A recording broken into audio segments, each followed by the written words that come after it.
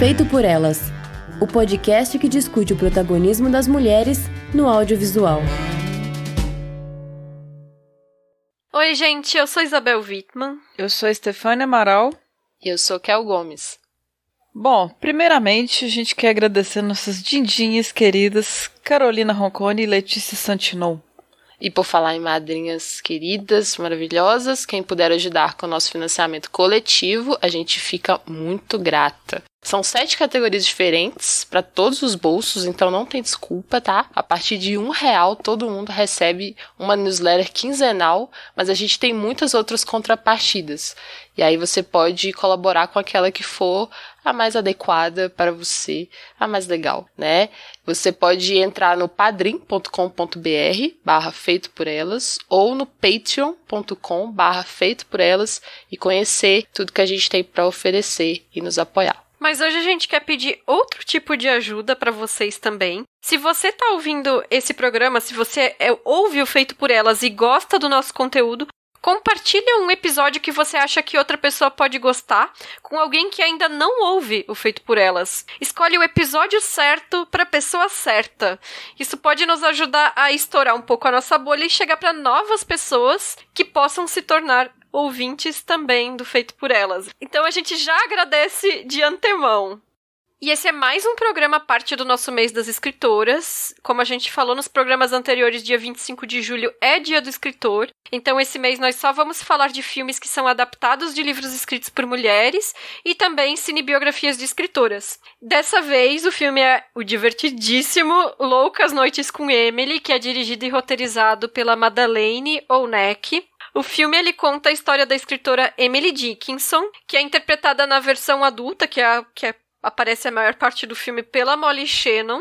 E ele conta a história dela de quando ela era adolescente, ela conheceu Susan Gilbert, que depois virou a cunhada dela, até a morte dela em 1886, com 55 anos, então bastante jovem, né? E eu vou começar dizendo que eu adoro o senso de humor desse filme, assim. Primeiro porque eu detesto essa imagem de escritores e de escritoras como pessoas super absortas em si mesmo, que começam a declamar poemas do nada, de cor, assim, pessoas muito sérias. Então, que nem no filme do Sylvia, eu nem falei no programa, mas me chama muito a atenção que ela e o marido dela no filme declamam coisas tipo Shakespeare de cabeça um pro outro. E quem que faz isso, minha gente? Eu fico, gente, essas pessoas não são assim, sabe?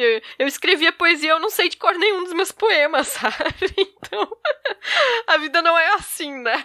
E beleza, assim, eu não acho que o filme precisa retratar a realidade, mas é sempre criada uma fantasia muito pomposa, né, em torno dos escritores, né? E aí o filme aqui, ele apresenta a história num tom que é super satírico, que às vezes flerta com o teatral, né? E eu acho uma delícia a forma como isso se desenrola. E o que vocês acharam desse humor do filme? Nossa, eu gostei demais desse tom também. E eu adoro a trivialidade com que a Emily escreve, né? Tipo, aqueles milhares de papeizinhos amassados atrás da receita de bolo, né? A inspiração dela parece que vem da rotina. E eu acho muito corajoso no filme também ter uma narradora, que é a editora, que vai contar a história. Primeiro ela quer contar a história dela, né? De um ponto de vista que a gente vai vendo ao longo do filme, que é bem distante do que seria a biografia da Emily Dickinson, né? E no início eu tava, tipo, super confiando naquela narradora e sabe nada inocente, né? Mulher editora da época, mas essa vilania dela vai aparecendo, né? À medida que as cenas vão mostrando. Então eu achei essa construção muito bem feita, sensacional.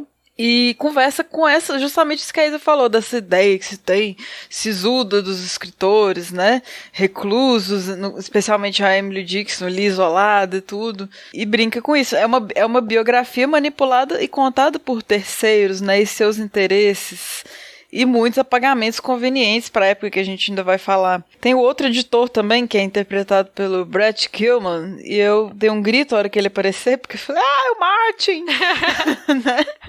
Foi tipo a reação que eu tive quando apareceu a Boo na Favorita, que a gente também gravou, e o Fleabag em outras eras, né? E nesse momento que ela tá conversando ali com o editor, tem uma discussão, que é um questionamento tão de vanguarda quanto a Emily Dickinson. Não sei nem se era possível ela ter essa discussão na época, né? Sobre autoria feminina, escrita feminina, né? Aqui a gente sempre fala, não é um filme feminino, não é pensar nesse feminino, né? É um filme igual, por que não tem escrita masculina, né? Então tem toda essa discussão. E o editor falando, mulher do século XIX, né? Um século muito promissor para as mulheres, né? Risos nervosos. E ele promove uma poeta que, tipo, ninguém nunca mais ouviu falar, né? Que é a Helen Hunt. Ellen Hunt não é atriz? Ali é uma poeta. Gente, eu também pensei nisso. Eu falei, como assim Ellen Hunt, né? E ela tem uns poemas bobos, que bem sobre maternidade, religião, todo mundo aplaudindo de pé. Então, assim, toda essa... É um tema sério, mas o filme faz muito de forma leve, né? E é impactante da mesma forma. É Ellen Hunt Jackson. Uhum. Então... Deve ser a bisavó da Ellen Hunt, que eu sei. Também curto muito esse humor, essa ironia toda do filme. E eu gosto porque é um humor também construído pela montagem, né? Nessa cena mesmo em que a gente conhece a poetisa que o editor publicou e divulgou. Antes, a gente acompanhava o diálogo da Emily com a Susan, ela dizendo da esperança dela em relação ao editor, exatamente por isso, por ele ter aberto caminhos para essa mulher em específico. E então vem a cena em que vemos o poema publicado sobre maternidade e religião, e aí a gente entende tudo. Porque a tal poetisa, que eu não me lembrava o nome agora, e eu acho que era bem por isso. Por causa disso aí de ser Ellen Hudson, eu acho que eu fiz uma confusão na minha cabeça. Aí você vê que ela não desafiava o status quo, né? Ela tava ali fazendo muito pelo contrário, assim, ela tava fazendo um reforço de feminilidade nesses temas aí. Eu achei excelente também, como essa narradora nada confiável que é a Mabel, né? É sempre desmentida pelas imagens, né? Quando ela diz sobre a Emily ser encontrada com um homem, como algo assim que seria libidinoso, e aí a gente logo vê a Emily apoiando um idoso pra não cair. Tudo feito pra desconstrução, pra desmistificação, eu achei fantástico. É como a Isa falou, assim, essa coisa de ter o escritor nesse pedestal, o filme tá tirando esse pedestal, tá humanizando pela ironia, pelo humor, que é muito massa, que é ao mesmo tempo divertido também. E me lembrou Fleabag, além do Brad Gilman, porque tem umas abordagens e humores muito similares. O filme tá falando de uma grande poetisa que tem uma escrita densa, né? Mas se vale do prosaico, da beleza, do cotidiano, dessa leveza, da simplicidade. E tem, assim, outras coisas que eu fiquei observando, assim, de similaridade, que é a questão do roteiro bem amarradinho, esse ritmo mais ágil, a própria ironia também, as expressões das atrizes, que dizem muito, assim, pra gente pelo não dito, né? A quebra de expectativa e a quebra da quarta parede, que tem origem no teatro, e ambas são adaptações de uma peça, tanto Fleabag quanto esse filme, porque a Madeleine tinha feito uma peça em 99. E claro, toda essa discussão sobre autoria feminina e sobre relações entre mulheres, que eu acho que dialogam muito bem. Eu super recomendaria como uma sessão dupla de filme e série, assim, para entender esses paralelos, né? Não, qualquer motivo para ver Fleabag é válido, né, gente? Inclusive, temos um spin-off aí, deixa o mini jabá. Spin-off só sobre Fleabag. Continuando. Eu não sabia que era uma peça também, esse filme. Nem eu.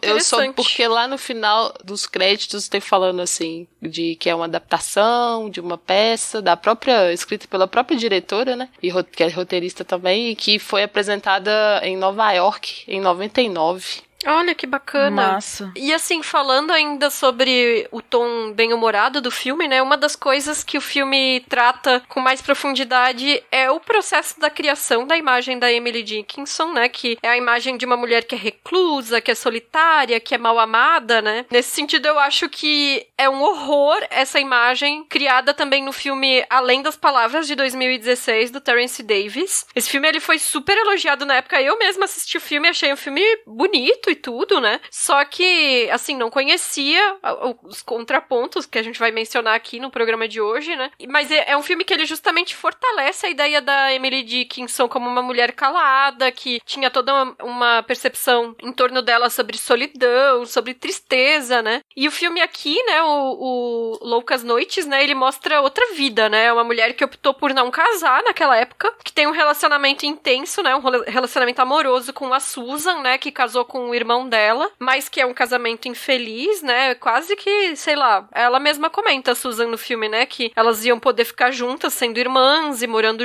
lado a lado, enfim, né? Todas as vantagens aí, sendo né? irmãs. É.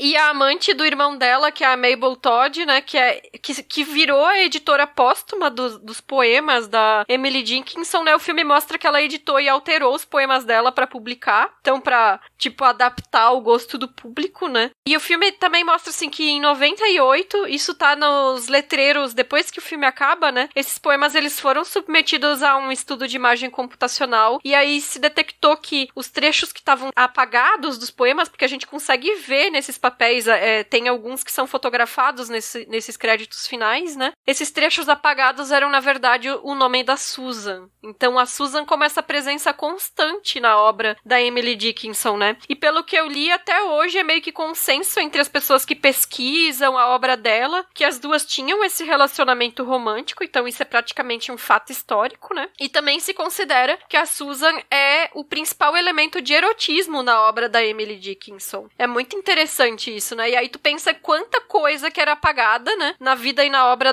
das mulheres, né? Porque nesse caso, e em muitos deles, né? Porque elas amavam outras mulheres, né? E aí nos créditos eles mostram essas cartas com os trechos apagados, os manuscritos mesmo, né? E papéis ali envelhecidos. E a diretora, ela agradece às universidades que cederam esses papéis para ela ter acesso, né? Quem fica até o final dos créditos, no último segundo, ela tá filmando um desses trechos e ela faz o nome da Sue, no caso o apelido de Susan, né, ser digitalmente reescrito no papel. Eu chorei, assim, porque o filme é super engraçado, mas ali tu tem o peso desse apagamento histórico sendo revertido, assim, eu achei muito bonito. Eu tive que ver o filme de novo depois que a Isa falou, e eu fiquei até o final e realmente é muito legal, e parece que fizeram de verdade, né, assim, restauraram mesmo a obra, colocaram os SUS nos devidos lugares.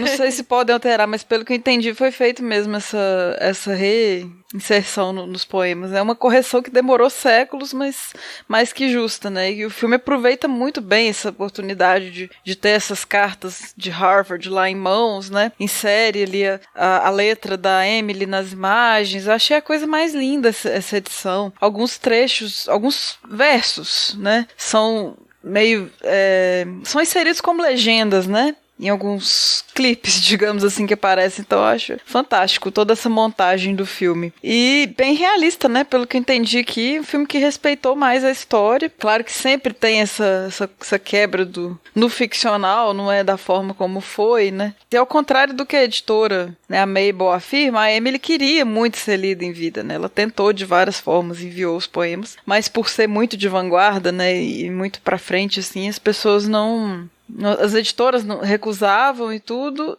e ela conseguiu publicar apenas 11 de quase 2.000 poemas em vida, né?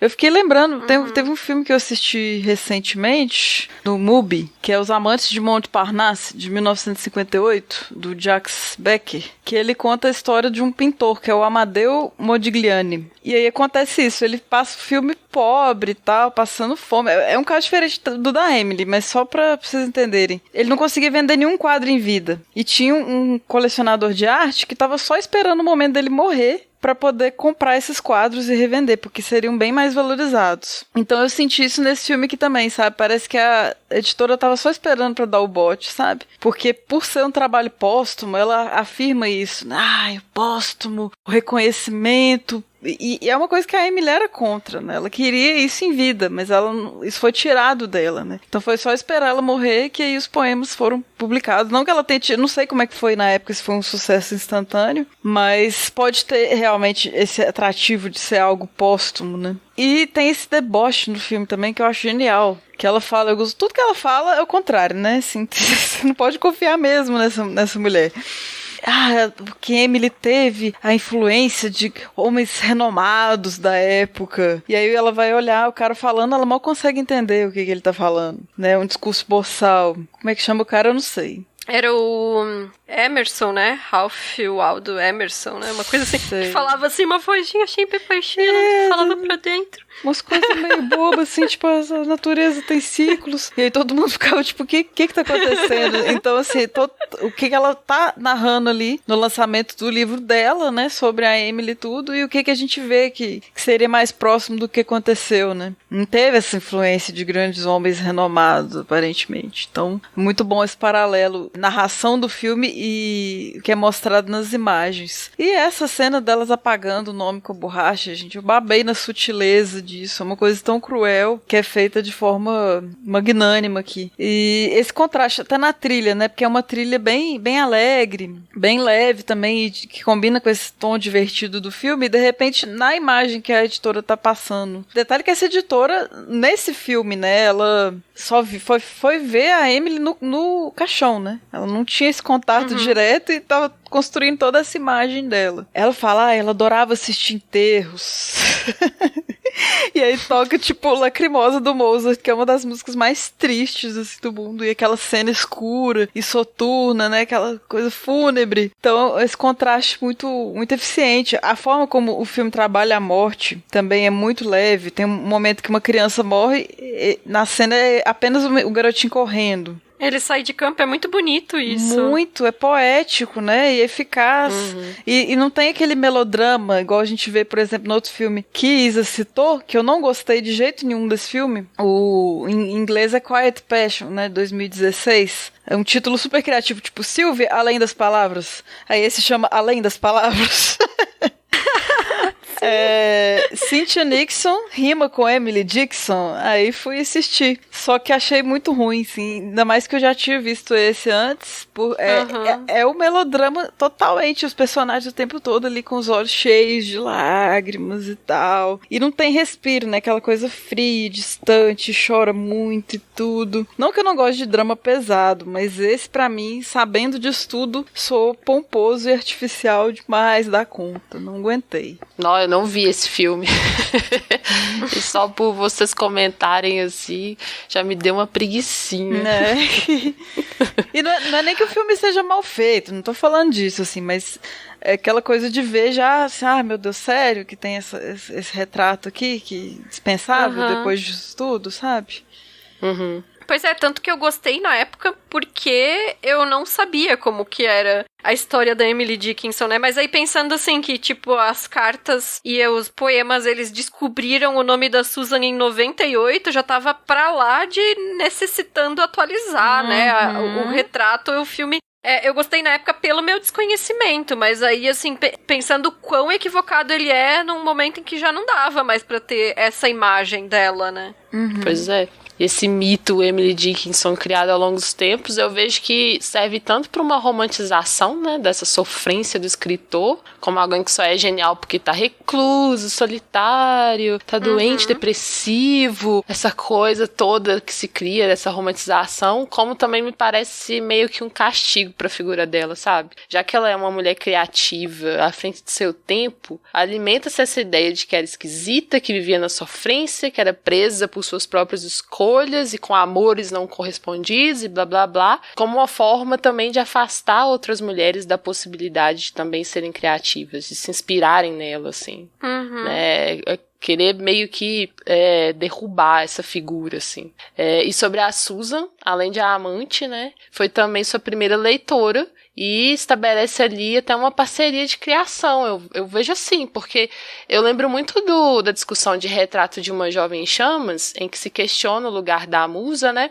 Algo que eu acho que no filme aqui da Emily Dickinson, a gente vê bem retratado, assim, como que ela era uma parceira ativa no processo todo, né? Tem uma hora que ela fala que a Susan é a musa dela e tal, mas você vê como elas interagem, né? Até isso da Susan ser essa primeira leitora para dar as primeiras impressões, isso faz toda a diferença num processo criativo, né? Eu também adoro as imagens com as escritas da Emily sobrepostas.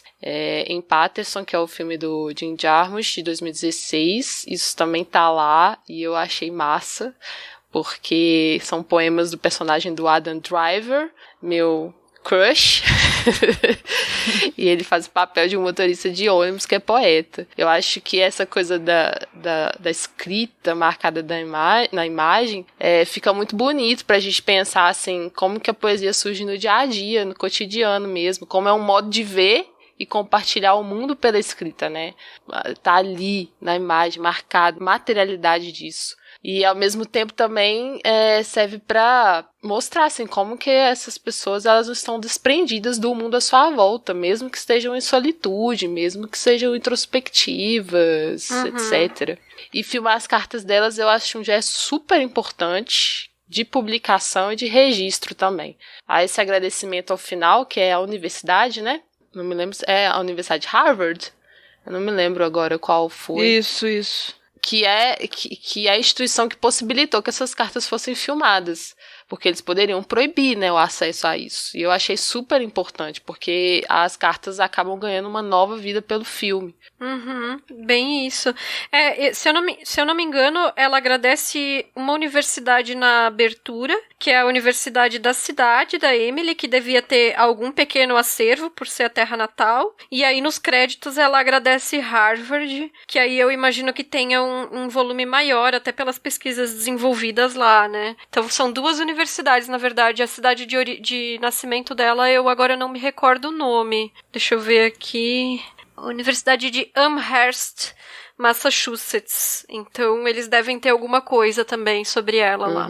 E eu acho que uma pista que é bem importante dessa coisa da solitude da Emily, né, é colocada num personagem que é bem secundário, que é esse juiz que a Estê mencionou, que é um senhor velhinho, né, que era amigo do pai dela. E aí ficava ali nas visitas com ela, conversando com ela. E ele viu na estante dela os livros das irmãs Brontë, né? Nas prateleiras de livros. E aí ele diz, que gosta desses livros. E aí ela perguntou o que ele mais gosta. E aí ele descreve uma história que não faz sentido nenhum, que é uma mistura de Morro dos Ventos Uivantes, da Emily Brontë, com a Jane Eyre, da Charlotte, né? E ela não desmente, né? Porque, né? Ela só fala assim, obrigado pelo seu resumo, né? Seu resumo sobre isso. Gostei do seu resumo.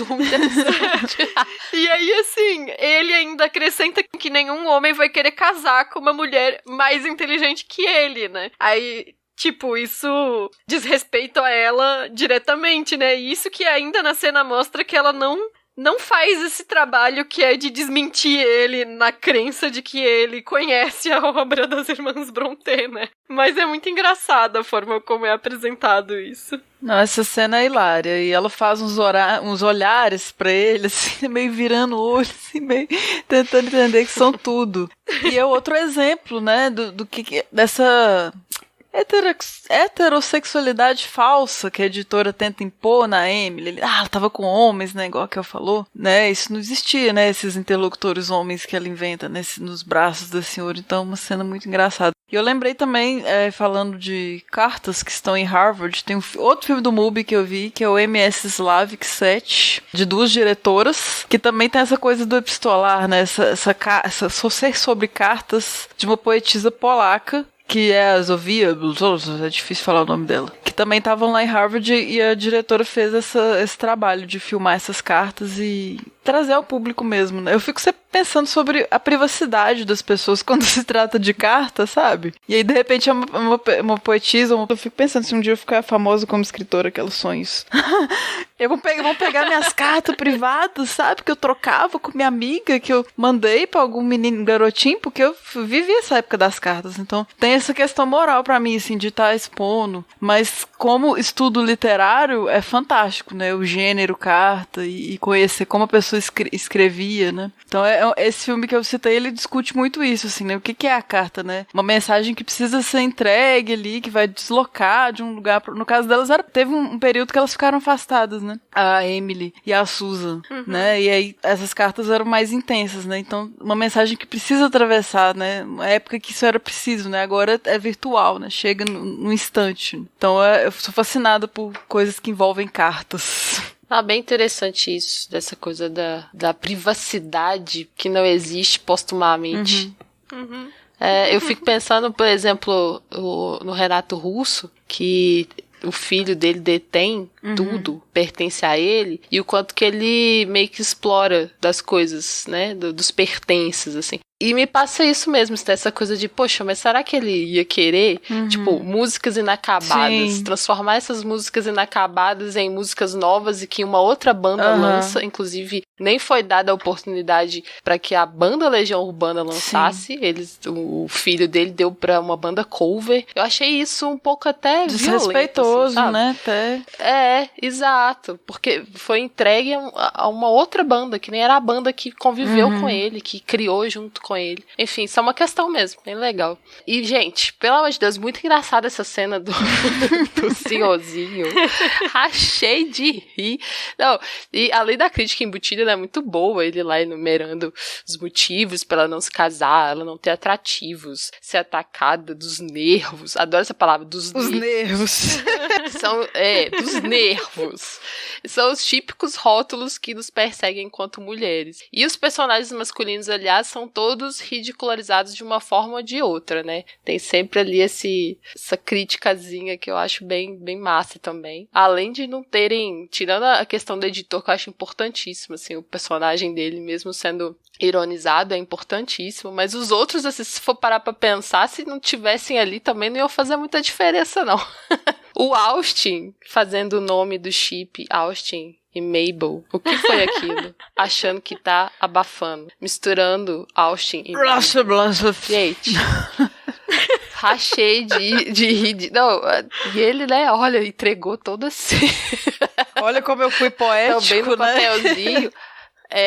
Também no papelzinho, igual o Estê falou, né, com essa coisa de ser um papel rasgadinho, como a Emily fazia, mas, poxa, uma coisa até meio infantil, né. E voltando à cena que Emily encontra o editor, eu fiquei bem impressionada, assim, como que ela mostra toda a sua inteligência ali, e acaba sendo a pessoa que coloca as questões importantes para serem discutidas, fala com profundidade das coisas, e o cara só lá, só sabe rabiscar os escritos dela e dizer que ela não tá pronta, assim. Ele não consegue nem argumentar, de fato, porque ele parece que não tem muito o que dizer, ele só quer barrar mesmo. E quando ele diz que apoia as sufragistas, desde que elas esperem a política não ter corrupção e ter apoio da sociedade civil. Putz!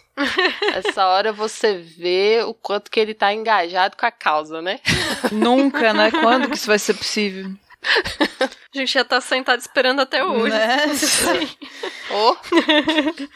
E uma coisa que eu gosto também no filme é como tem uma exploração da linguagem, né? Então, tem elas lendo as cartas pra câmera, tem... A Estê mencionou, né, essa inserção das palavras escritas na tela, né, que dá essa, como tu falou, que é a materialidade, né, do texto. Tem umas encenações meio teatrais de alguns poemas que são inseridos no meio, né, que fica no meio do nada na narrativa e tudo bem, é tipo, vamos colocar uma interpretação aqui do poema no meio da história, e é isso, assim, eu acho muito interessante. E eu acho que isso, inclusive, até dialoga com a forma dos poemas dela, né, porque eles eram sem rima, eram versos curtos, tudo era assim muito experimental, muito destoando, né, dessa poesia que tinha na época. E surgia entre a vida dela, né, entre que ela cozinhava, então acho que linkou muito bem, e isso que me fez interessar, assim, porque Emily Dickinson, a gente escuta falar da escritora, mas eu nunca tinha tido aquele start, assim, algo que, na minha vida, que me conectasse a ela para poder procurar. E a partir desse filme, esse trabalho todo de design que eles fazem, essa leitura dessas cartas poéticas e esses poemas, aí eu queria ler tudo agora, quero ler tudo em inglês, né, essa forma lúdica, tudo me atraiu demais. Sempre tem muitas mulheres, né, que a gente ainda tá por descobrir, né,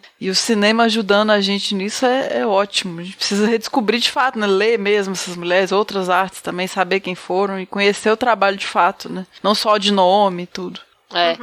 É muito bom esse diálogo da forma da poesia com a forma do filme, assim, é uma das melhores coisas do filme. E também a ironia tá muito presente nos poemas da Emily, e o filme, como a gente já mencionou, é todinho irônico. Então eu vejo que acaba sendo uma homenagem muito bem pensada, né, pro trabalho dela, pra ela, e que resgata uma representação de mais leveza e mais simplicidade, sem pedestal. E mais importante, que também a gente já comentou, que é o sem sofrimento. Ela é queer e vive bem, ponto. A sociedade machista que empata o talento dela e o reconhecimento, que é outro ponto. Uhum. E maravilhoso também como o filme mostra que ela acreditava no seu estilo único, mesmo que os outros não gostassem. Isso é super importante também, né? Como que ela era dedicada ao que ela acreditava ser essa experiência da leitura, a melhor experiência da leitura do que ela faz, assim. É bem legal quando a Susan leva o jornal pra ela, né?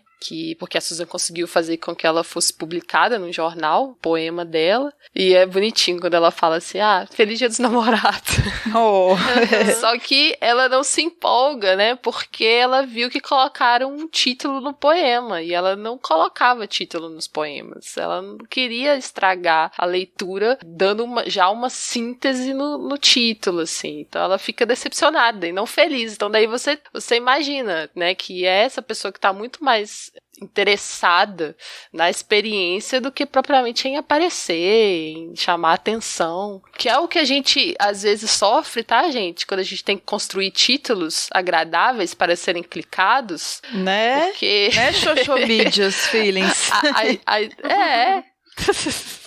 Social media feelings, blog feelings, porque assim, tem toda essa questão assim de como fazer algo para ser mais atrativo, mas às vezes esse ser mais atrativo, ele vai descaracterizar o que você escreveu. É super complexo. E isso que a Steph falou de não conhecer antes tanto sobre a Emily Dickinson, eu acho que ela é uma escritora que não é tão conhecida aqui no Brasil, né? A gente ouve mais falar pela importância dela na literatura em língua inglesa, mas não é muito comentada aqui, né? Não sei, até o fato de ser poesia é um negócio que é difícil de conseguir transpor, assim, numa tradução, porque tem muito a ver com a própria musicalidade do idioma em que é escrita, né? Então, é complicado também ler poesia traduzida, enfim, embora a gente faça isso, né, porque nem sempre dá pra ler no original, né, claro, mas é uma escritora que talvez chegue mais pra gente, justamente por nosso processo colonizado, de conhecer muito da cultura estadunidense ou da cultura britânica, da cultura em língua inglesa, de uma maneira geral, do que pelo impacto que ela tem no cotidiano de leitores e leitoras brasileiros, assim, né? Perfeito. E agora falando de roupa, né? Aê! Momento distante da sala. Figurinos. Eu adorei também que o humor do filme, ele passa pro figurino, né? Então, primeiro que, assim, a primeira vez que a Emily e a Susan, elas se beijam, quando elas são adolescentes, elas estão usando aquelas toucas da época, que é tipo Handmaid's Tale, né? Aquela touca que projeta aquela aba pra frente, né? E aí a gente não vê o beijo, né? Porque se fecha as duas ali dentro, né? Então, uma mini cabaninha. Cabaninha. Então é como se brincasse um pouco também com essa ideia da vida oculta da Emily, né? Apesar de que depois a gente vai ver outras cenas delas, né? Juntas, com beijo, com tudo, né? Mas ali, o primeiro não é compartilhado com a gente enquanto espectador, né? Isso é massa. E aí, a Susan, ela se casa com o Edward, o irmão da Emily. E eu também achei muito engraçado que as flores do buquê dela são de plástico, né? E não é nada disfarçado, assim, não são aquelas flores artificiais que são bem realistas, que parecem flor de verdade, são aquelas de plástico mesmo, de loja de 99, né? Então, é pra nem disfarçar, assim, que é pra mostrar o quão fake é aquele casamento, né? Que o casamento tá sendo feito por outros motivos que não a celebração do amor entre os dois, né? E aí tem uma hora, quando já se estabeleceu que as duas moram em casas vizinhas, né? Que a Emily, ela sai correndo da casa da Susan pra dela, com o corpete aberto, toda desalinhada, e tu já pensa, né? O que aconteceu, né?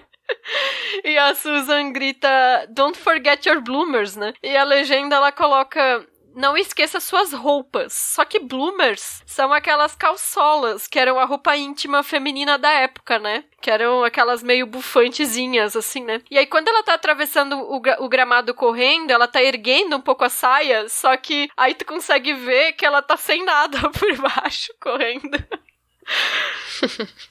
Muito bom. E aí tem outra cena que ela tá lendo uma carta da Susan e aí ela se joga na cama e a crinolina, que é aquela gaiola que a gente vê que estrutura os vestidos nos filmes de época, né? Parece um monte de bambolês, assim, meio interligados.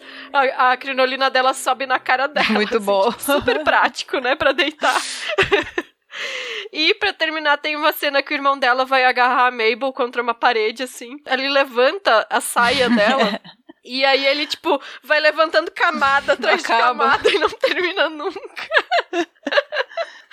E eu adoro esses detalhes, porque a gente costuma ter uma visão muito idealizada, muito romântica desses vestidões de época, de filme de época, tudo muito bonito e tal, né? Só que como o filme é focado no humor, né, ele destaca a falta de praticidade, os aspectos ridículos também dessas roupas, né? Porque imagina, não era fácil, né? Também usar essas coisas nessas épocas. E por isso também eu tive que rever o filme. A Isa fala esses detalhes, não tem como a gente não ficar curioso. E às vezes passa batido numa primeira vez que a gente assiste, então eu recomendo revisões quando a gente gosta e o filme tem tanto detalhe assim, né? E eu fiquei lembrando que a Emily tem um momento sobre isso de roupas, né? Ela fala que ela não precisava de mais vestido, não quero mais roupa, porque vou usar sempre o mesmo, porque eu não tenho que pensar em qual que eu vou escolher. É esse ali e tá resolvido, né? E eu anotei também pra te perguntar, Isa, se você também acha, né, essa interpretação do azul no vestido de noiva da Susan, se simbolizaria mesmo essa tristeza resignada que ela tá naquele momento ali, né? Na hora das fake plastic trees ali, que ela tá segurando as flores de plástico que não morrem,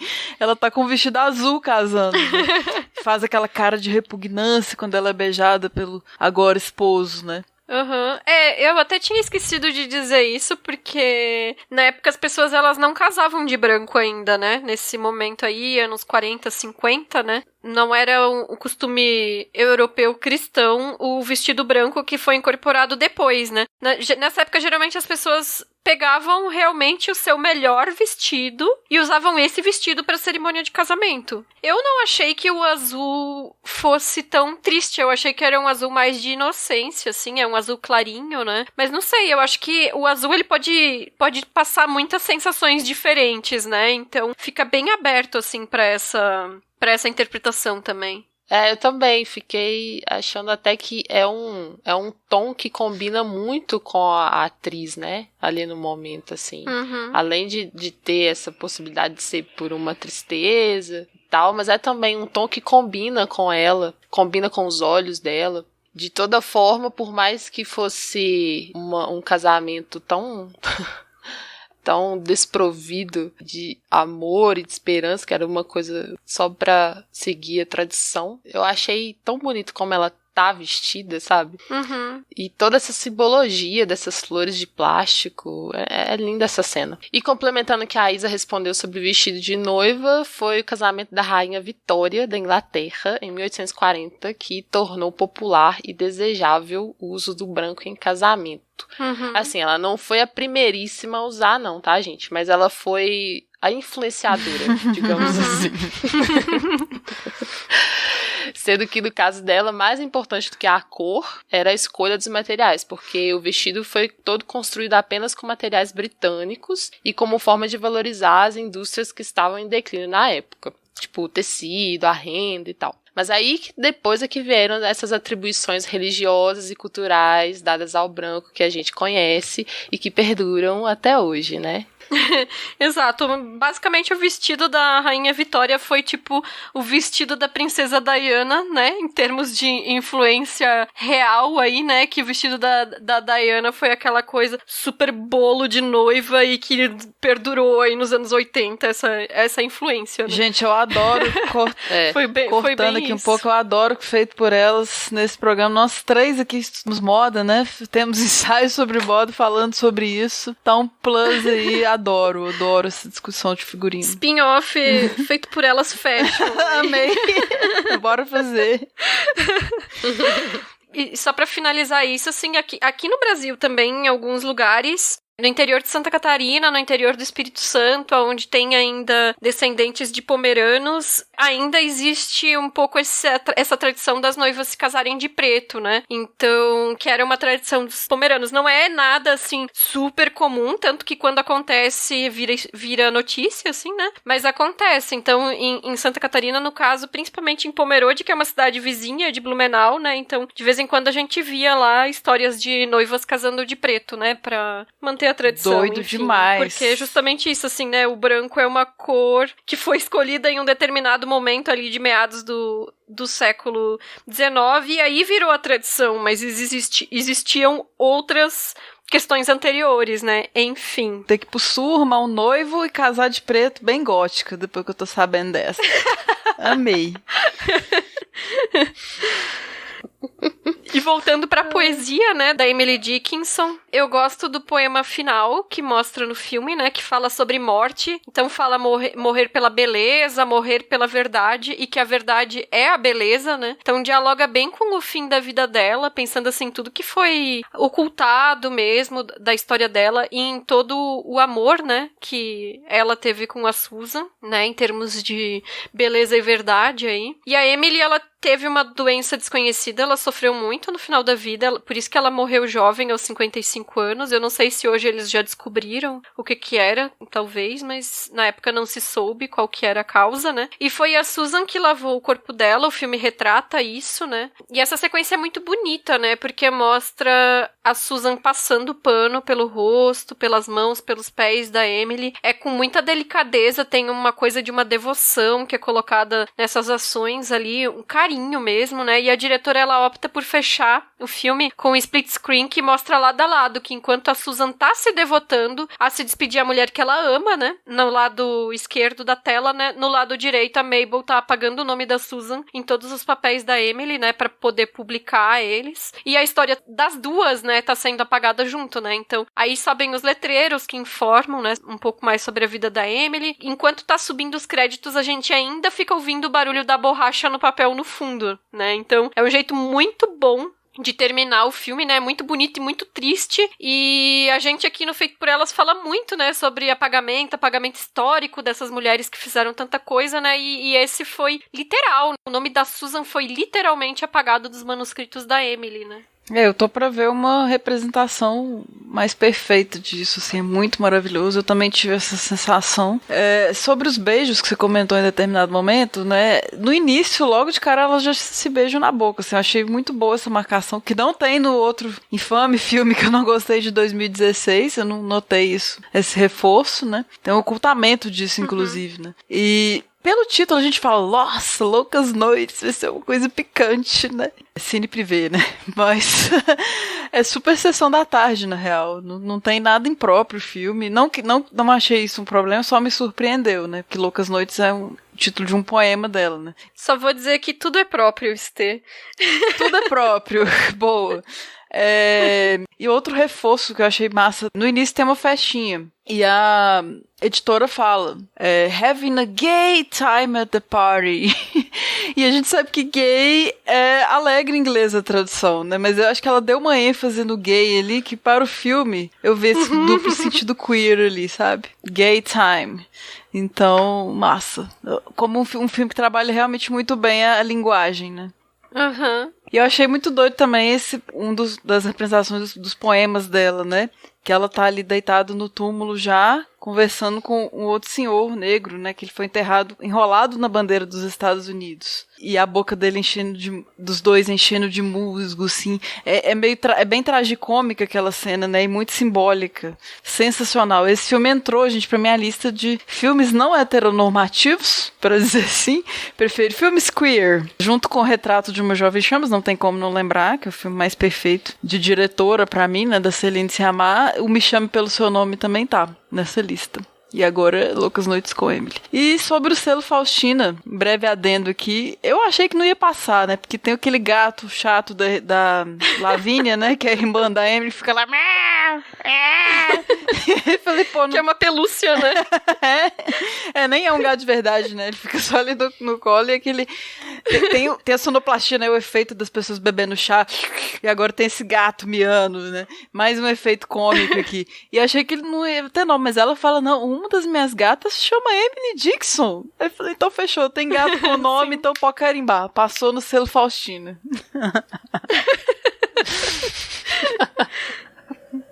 E é muito bom porque ela fala, bom, ela não conhece a pessoa Emily Dickinson, né? Pode ser usado a gata, ela não conhece a gata, que tá tudo certo.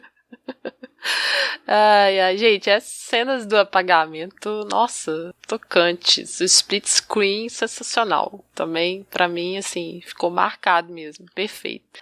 Então, outra coisa, voltando a nossa conversa sobre Hope Pictures, sobre a cena em que a Susan pergunta a Emily, né, se ela quer novos vestidos, porque só usa o mesmo todos os dias, e daí tem essa imagem do vestido branco dela na cadeira. E aí que ela diz, né, sobre não ter que ficar decidindo todos os dias o que usar, que quer pensar apenas na escrita, não gastar cartucho com coisa boba. Além de lembrar Steve Jobs, faz referência a algo que também atribuíram como sendo uma excentricidade da Emily. Que é como se a pessoa que só usava branco para criar mais uma camada de mistério, de excentricidade aí. E acaba se tornando aqui um gesto do filme de uma outra desconstrução sobre a figura dela. Normalizando, né? Tipo, é só uma coisa que eu não quero pensar a respeito, né? Pronto. No big deal. E pra fechar o nosso programa, eu trouxe um poema dela, que é o poema que dá o nome ao filme, né? Em tradução do Nuno Giudice, só pra avisar antes de ler o poema, né? Ao invés de Wild Nights está traduzido como Loucas Noites, como no título do filme. Ele traduziu como Noites Selvagens, mas a ideia é essa, né? Então, olha esse poema. Noites selvagens, estivesse eu contigo, as noites selvagens seriam a nossa luxúria. Fúteis os ventos, para um coração no porto, inúteis as bússolas, inútil o mapa. Remando no paraíso, o mar, pudesse eu atracar esta noite em ti. Então, tipo, então, gente, meu Deus, né? Essa mulher viveu na metade do século XIX. E olha a intensidade do desejo que tá colocado nesse poema. Como que as pessoas podiam dizer que essa mulher não vivia, sabe? É muito louco. Exato. Tipo, tá posto no texto dela. E aí, voltando àquilo, né, que tinha falado antes, que as pessoas dizem que esse componente erótico dos poemas dela vem da Susan, né? Então, perfeito. Sim. Pessoal, redes sociais. Vamos seguir o Feito por Elas no Twitter, no Instagram, no Facebook, no nosso Letterboxd. Avaliar nosso podcast no iTunes ou no aplicativo que você usa para ouvir. E além do site e do feed, os programas também estão disponíveis no Spotify, no Deezer e no YouTube. Links e referências, como sempre, a gente lista lá no post, então, se você quiser ver, né, se aprofundar aqui nas coisas que a gente citou, é só ir até lá. E também temos o nosso grupo no Telegram, aberto a todos, estão convidadíssimos e convidadíssimas, porque lá fala-se de cinema, de pets, de tudo e mais um pouco. E o nosso próximo programa vai ser sobre o filme Carol, de 2015, que é dirigido pelo Todd Haynes. Tá disponível na Netflix e foi adaptado do livro com o mesmo nome da Patricia Highsmith. E sobre esse programa, mandem seus comentários para o nosso e-mail contato@feitoporelas.com.br ou deixem no nosso site feitoporelas.com.br. Obrigada pela audiência e até a próxima. Valeu, pessoal. Beijo, gente. Pesquisa, pauta e roteiro, Isabel Wittmann, Stefânia Amaral e Kel Gomes. Produção e edição, Isabel Wittmann. Arte da capa é da Amanda Menezes. Vinheta de abertura, Felipe Aires. Locução da vinheta, Débora Garcia.